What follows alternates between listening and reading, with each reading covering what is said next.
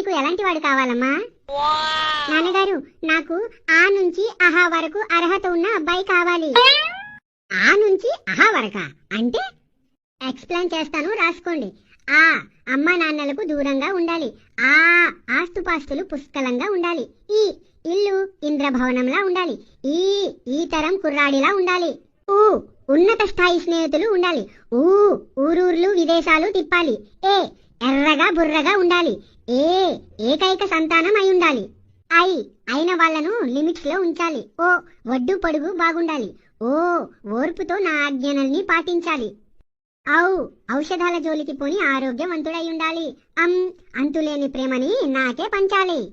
ఆహా, హస్బెండ్ అంటే ఇలా ఉండాలి అని చుట్టుపక్క వాళ్ళు చూసి కుళ్ళుకోవాలి.